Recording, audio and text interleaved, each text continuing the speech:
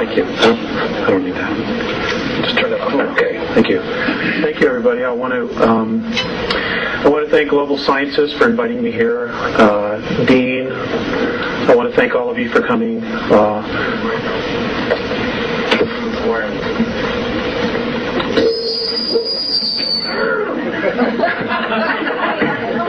wired everywhere.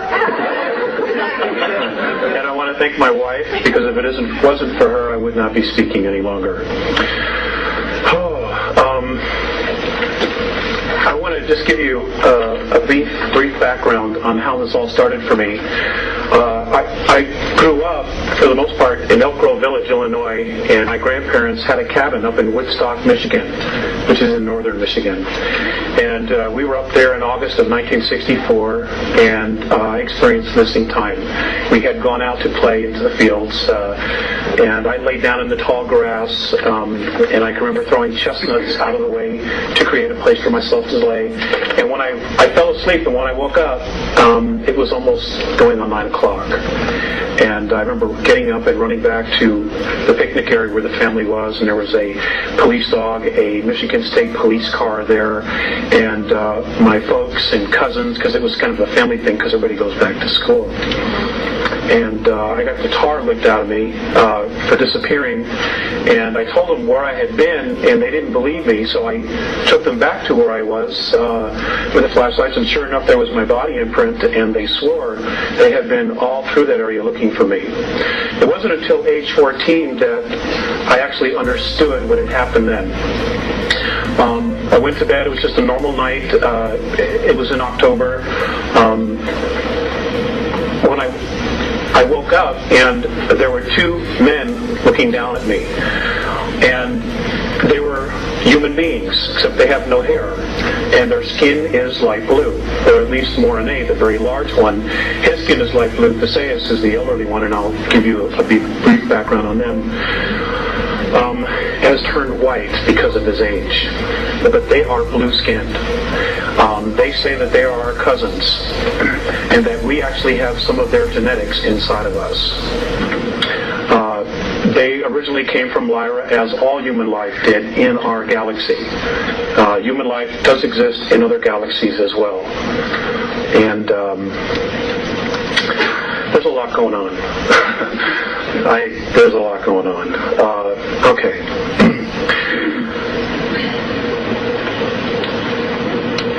I was taken out of bed many times. I was given information, I was given physicals, I was given brain scans, I was shown, they put a little cap on my head and they showed me who I was in past lives and my direct connection to them and my connection to the earth. And then there were no more contacts after age 14. There was one at 16, but it was a physical. I was not awakened. It wasn't until 1985 that the contacts started again on a regular basis. Sorry about that. Okay. Now, just to give you an idea of where I was in 1985, I had worked for a few years for the Internal Revenue Service. I had been a tax collector, and I was assigned to and I'm ashamed to say it, but I was a good tax collector. And for the lady and the people who were talking about the IRS, I'm just going to give you this while it's hot and it's fresh. I was assigned to a task force that was supposed to do undercover work for oil company fraud. And our training was to be in Washington, D.C., and while I was there, I used my security pass to get into the National Archives. And you're not allowed to really make copies of things when you're in the National Archives unless your security clearances was much higher than what mine was. And I'm going to tell you this as having been with the Internal Revenue Service. The Internal Revenue Service is a Puerto Rican trust. It is a 3-tier trust. I don't know what the 3rd tier is, which is the bottom line, but it's Internal Revenue Service, Puerto Rican Trust, Trust number 62, and I can't tell you what the 3rd one is because it wasn't there. Great. People need to know. Also, none of the federal income tax laws are actually in the Federal Register, therefore they are not laws. They are codes. You also need to be aware of that. Anyway, I left the Internal Revenue Service and I opened up my own accounting practice. I started helping people with IRS collection problems because that's not something that you can learn going to tax school or going to a university. You have to have on-the-job training. Well, I started my practice, took the CPA exam. For 5 years, I had a practice in Beverly Hills and Malibu. I was living on a 700-acre horse ranch in Malibu at the time the context restarted. Now, within 2 months of the context restarting, I totally walked away from my tax practice. And I just realized that a lot of it was just BS. And it just wasn't working for me. I had made some major shifts in a very short time. The contacts have been relatively continuous. They're both physical as well as telepathic. And folks, some of this information is going to be enlightening. Some of it's going to really bother you. And I'm sorry to be the one to have to tell you that we have a very serious problem on our hands. Okay? And it is just not the federal government. It just is not. There is a much bigger scheme going on here. And it involves extraterrestrials who are interested in us as souls. You might refer to the Bible, you might refer to whatever texts or religion you have, but there definitely is a battle of good and evil going on out there, and part of it has to do with us and our solar system because of its location and the minerals that are here. The regressives, and we're going to talk a little bit about that after I show you the moon pictures, don't give a damn about us. We are a natural resource. Okay? Be really clear when I say this. We are a natural resource to them. They don't care who you are inside. They don't care. As far as the federal government, we watched the movie Rob Roy the other night, and there was a line in that movie that sums it up perfectly. The government believes truth to be a lie undiscovered. But that's really where it's at. That's really where it's at. They are so screwed up that I don't believe they even really remember what the bottom line is now. As some of you are familiar with Hoagland's information, I think Richard does a good job, but I'm just going to share with you a personal experience that I had with Richard in Los Angeles. I was speaking in Los Angeles. I've spoken along the West Coast quite a bit, in Texas. And there was somebody from Showtime who was doing a private screening in a hotel room of the movie Roswell, the Showtime movie Roswell they put together. Well, I was invited to go in there. Well, Richard was sitting in the back on a chair. And I'm not reading any more into this. I'm just sharing with you my experience with him one-on-one. I sat down to him and I just looked him straight in the eye, and he didn't have a clue who I was. And I said, Richard, why don't you tell people that the moon is an artificial satellite? And he just looked at me and he says, I'm not ready to. All right? That's my personal experience. It's the only one I have. I think his information is good. But I'm telling you, from my own experience, he's withholding. And I don't understand why he's withholding. I can verify that. Okay? Because you, me, our children, our grandchildren, and our great-grandchildren are the stake here. You know, we don't have anywhere else to go. We don't have any place to hide. This planet is our home. It's our home.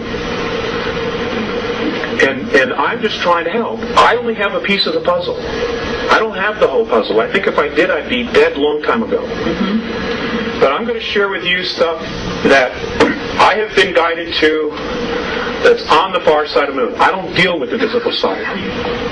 Because as the right hand is moving here, the left hand's doing something else. Well, the left hand is the far side of the moon. If you remember the movie Apollo 13,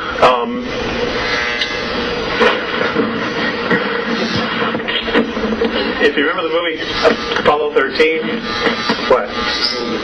Move over? Oh, it's the lights. Okay. If you remember the movie Apollo 13, all hell's broken loose. They don't know if they're getting home. But they were so concerned about checking out and taking pictures of the far side of the moon. And here they are, they can't get home, but their focus wasn't on getting home, it was seeing what was on the far side of the moon. That is a true enactment, folks. Now I'm going to show you some of the things that are there. Now so you may have trouble adjusting your eyes to seeing some of this. Some of the things you will not have any trouble whatsoever. These photographs, I was told specifically where to look, were taken by the Lunar Orbiter 4 from August of 1966 to August of 1967. They show so much. I mean, if you know what you're looking for, it's unbelievable. It's unbelievable. You know, and there's no way our astronauts missed this stuff. There's just no way.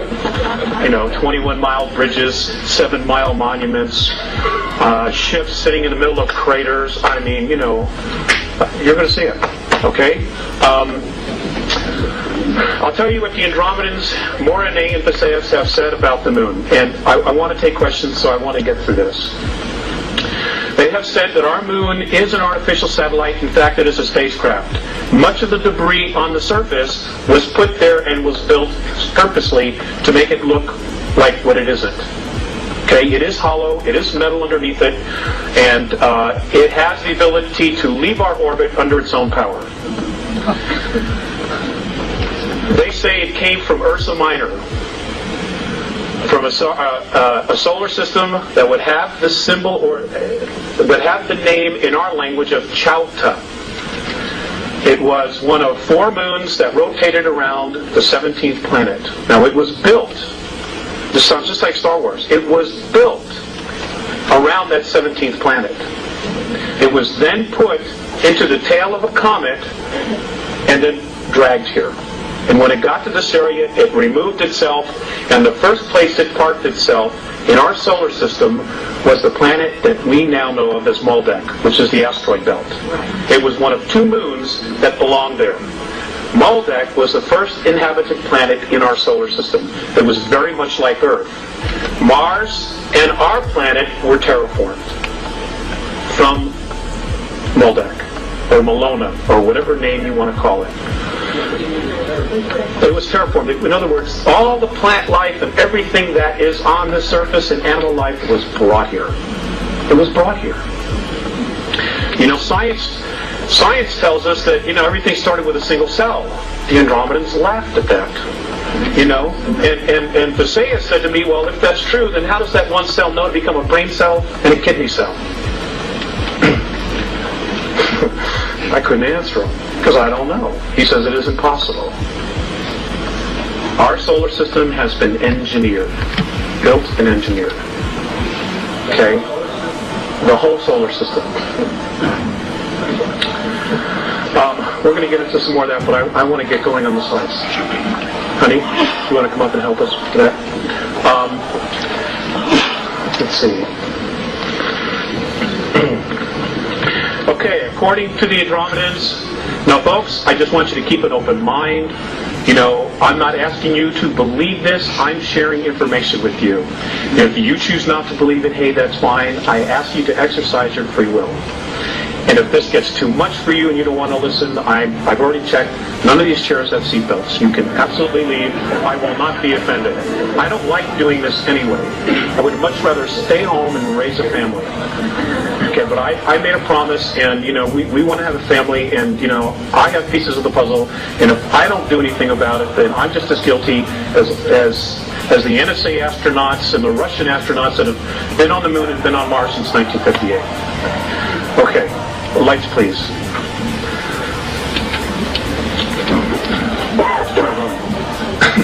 A light. There we go.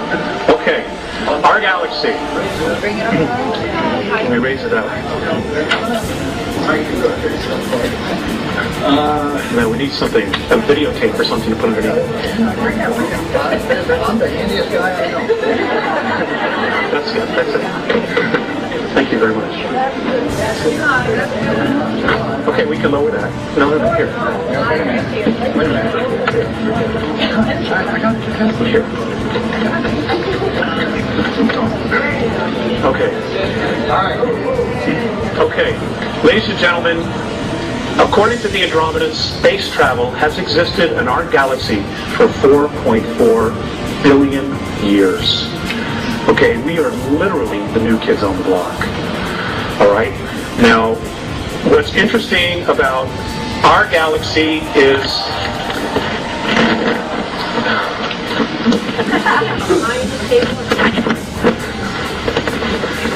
All right. Space travel has existed for 4.4 billion years. The interesting thing about our galaxy is the fact that we have many different races living here.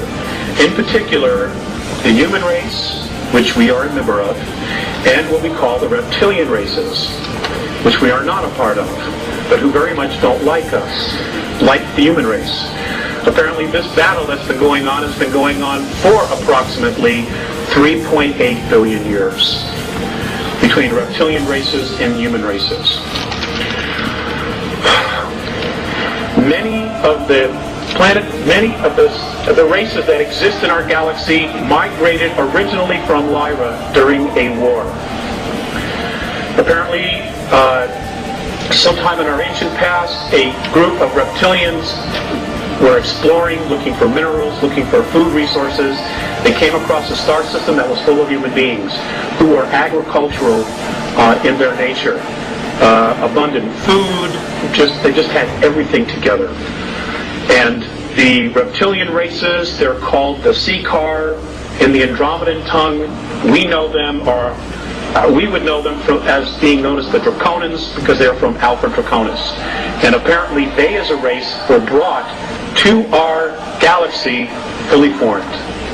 Nobody knows where they came from or who dumped them there. But they were put there because they gave them the highest probability of survival. Well, they're a remarkable race. They're incredible builders, but they have an attitude problem. And that is that they believe that they are the dominant species and they control everything else. And they are also master geneticists. They value genetics, not gold or silver. They have no interest in that. It's life forms. And they try to control life forms through manipulating their genetics. We have also been subject to that. I'm going to try to cover a lot here. Anyway, there was a war. They were attacked. Many of the human races fled to Antares, to the Pleiades, to Cygnus Alpha, to Andromeda, to Cassiopeia, to Sirius, to Procreon, all over. They just scattered to the winds, trying to survive. Next slide, please. This is where our small little area is located. That which we see in the sky, this is where it's located. As you can see, we are in the sticks, the boonies. We really are. And this is why we've been manipulated and messed with so much as a planet and as a race. Because we have been, for the most part, considered insignificant. And then roughly 5,000 years ago, somehow they found out that we were no longer insignificant, and I will tell you why. According to the Andromedans, in our physical form right now, in our genetics, we have within us the DNA of 22 different extraterrestrial races who have come down here and manipulated, who have bred with us, who have tinkered with us, everything imaginable. And that somehow we have all this inside of us. Plus the fact that we're coupled with spirit. And this is something that the Greys have a major problem with. And I will cover that as well. Now, because we are the only race in our galaxy that has these genetics of 22 different races, because we are also spirit, they consider us royalty. The Andromedans consider us as royalty. Now, one of the factors that they look at, and the thing that totally awes them the most, is the fact that many of the more advanced races use technology to create things, to manifest things. The Andromedans are heavily used holographics. Whatever they need, they create holographically. It is physically there, but when they're done with it, they turn off the switch and it's gone. It doesn't just sit there. All right? Like if you go home and your couch, you go away for a year, that couch sits right there. They are amazed at how much energy we put into creating things. Just things. Little tchotchkes that you put on the shelf, books. All those things take an intense amount of energy to create. They're amazed that we have this ability. The other thing that amazes them is they're also amazed at how easily we can allow our own kind to starve, to go homeless, and to kill each other. They do not understand that at all. Okay, and destroy our environment. One experience, I'll give you two experiences. One experience was with Visayas. I had just come up on board, and I was being led into a room, and Visayas had been watching a television transmission from Chicago. And policemen had just shot a black man that was running away. And then the policeman apparently ran over and tried to save his life. Okay? Visayas turns to me and he says, I don't understand your race. I don't understand why one would try to take his life and then the next minute try to save it. I didn't have an answer. In fact, many times I don't have an answer. Another time, I came on board. I was living in Lake Arrowhead at the time, and Mornay was looking at a group of meters on the ceiling of his ship, and it was all about the ozone and the air, oxygen content in our atmosphere. And he looked very distressed, and I said, "What's the matter?" And he said, "Don't they understand that all of this is here because they need it? They don't understand how we can just so carelessly destroy our environment." Now, folks, I want to share something with you. If there was not divine intervention, which apparently there has been, March 23rd of 1994, if there has not been divine intervention, and I will cover that, according to the Andromedans, we would only have 41 years left worth of oxygen in our environment. 3,500 years ago, the oxygen content, they say, was at 35, fluctuated between 35 and 38% between the North and South Poles. Today, at its highest level, it's less than 18%. Now, those of you who took biology, what happens to the human form when oxygen as a gas goes below 15%? We die. We suffocate. This is reality, folks. This is reality. This is not Peter Jennings. Okay? This, I mean, we don't have anywhere else to go. And for those, and this is just what I've been told. And for those of you who think there's going to be a rapture, you might be disappointed. And I'm not saying this to question your belief. I'm just telling you that there are much bigger forces going on here. Okay, next slide, please. Save the questions, sir, for later. Okay, please. Next slide, please. Okay, this is our solar system. There is life in all of these systems surrounding us. They have been coming here for years. For years they've been coming here.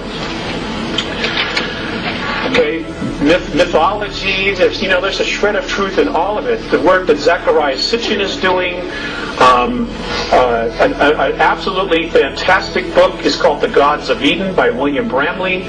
I would suggest that those of you who have not read it, go get it in paperback version. It'll bring you right up to speed right away. It's wonderful. And he's not a UFO person, which is why I enjoyed it even more. All the truths, just let him right to it. In fact, there's more truth that the aliens are out there than they aren't. They just don't want you to know because they don't want you to know who you are. Because the minute we wake up, the game's over. They cannot control us. And if you look at our past history, if you read Zecharia Sitchin's books, we as a race, when we stand together, rebel against the gods, the ETs. We rebel because they have been, pardon my French, shitting on us for thousands and thousands and thousands of years and holding us back. Next slide, please. Okay, here's Earth. If we could just get a focus, thanks. This is what's left of Maldek. The series of planets. The moon is not the only artificial. There are 9 artificial moons in our solar system, and I will share with you later what those are. I just want to cover a lot of information. Okay, next slide. Okay, this is the typical and traditional picture. Does that look focused to you? Yeah. Okay, maybe it doesn't. Okay, this is the traditional picture that we see of Earth. We got an awesome home, folks. It's one of the nicest ones around. But there are some things about our planet that have been withheld from us. For example, our Earth is, in fact, hollow. It is hollow. The next slide, I'm going to show you a NASA photograph that proves that there's an opening at the North Pole. Okay? You can find this photograph in a book called Our Violet Universe by Nigel Calder.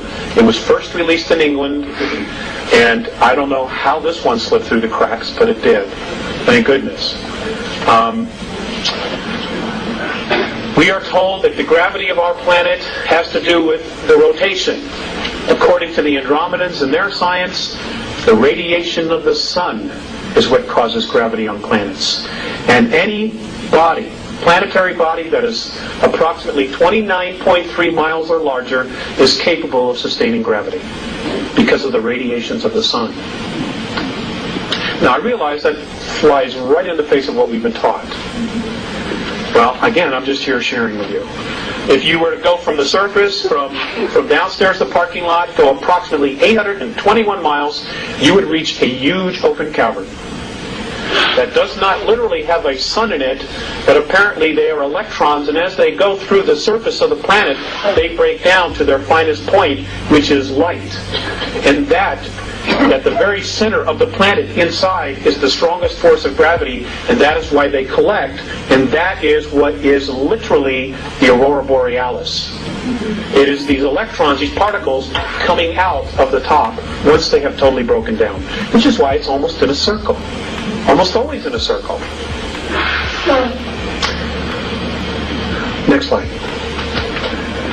Okay, right here. This is just north of Greenland. This is exactly where Admiral Byrd said he flew in. Right there.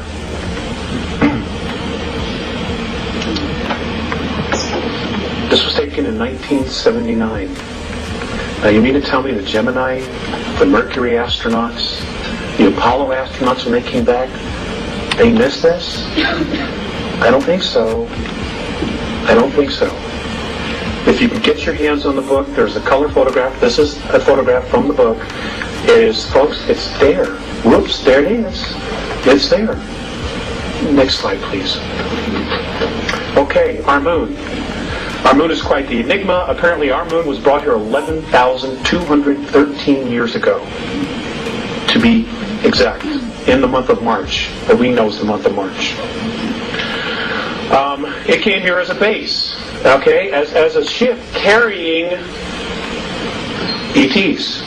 They were coming here to colonize. They did, in fact, colonize. In fact, many of what's left of them are living underground in our planet from 100 miles to 200 miles beneath the surface.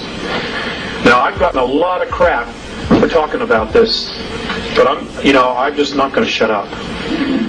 The beings that brought this satellite here to our planet in the last 25 years are responsible for over 31,000 children disappearing from the surface.